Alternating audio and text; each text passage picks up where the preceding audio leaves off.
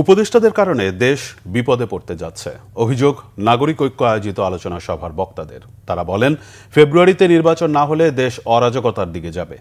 কোনো দলের সাথে আলোচনা না করে জাতীয় ঐকমত্য কমিশন জুলাই সনদ পরিবর্তন করেছে বলেও অভিযোগ তাদের। রিপোর্ট করছেন ইমরুল কায়েস। রাজনীতির বর্তমান অবস্থা নিয়ে ঢাকা রিপোর্টার্স ইউনিটিতে আলোচনা সভার আয়োজন করে নাগরিক ঐক্য। এতে অংশ নিয়ে বক্তারা বলেন, গণঅভ্যুত্থানের পর দেশে সত্যিকারের গণতন্ত্র প্রতিষ্ঠায় বিরাট একটা সুযোগ এসেছিল। এরই আলোকে সংবিধান ও নির্বাচনী ব্যবস্থা সহ বিভিন্ন ক্ষেত্রে সংস্কারের জাতীয় ঐকমত্য কমিশনের আলোচনায় সাড়া দিয়েছিল রাজনৈতিক দলগুলো।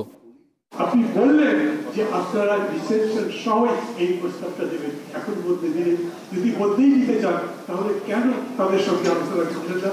আপনারা যেদিন সনদ করলেন ওই বৃষ্টির মধ্যে সংসদ ভবনে, সেই সময় দুপুরবেলা 5বার আর্টিকেল চেঞ্জ করে দিলেন কেন?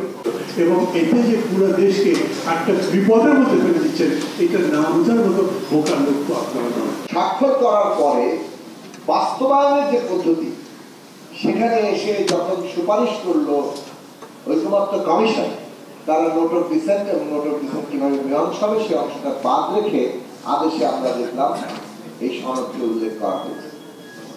এটা তারা তো করতে পারেন না। পারেন কি?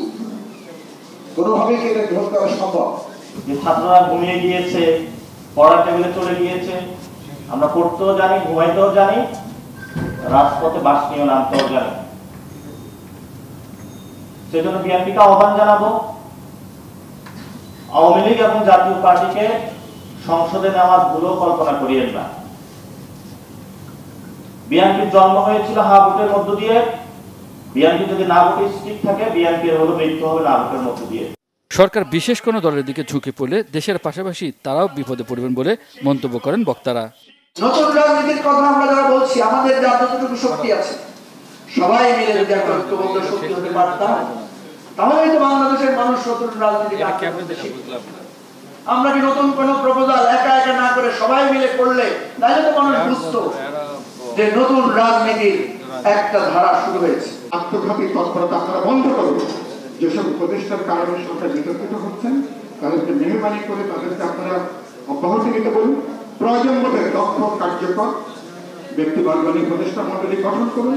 চোরাগুপ্তা মিছিল করে বাংলাদেশে রাজনীতিতে আওয়ামী লীগ আর ফিরতে পারবে না বলে অভিমত আলোচকদের। ইমরুল কায়েস, বাংলাভিশন, ঢাকা।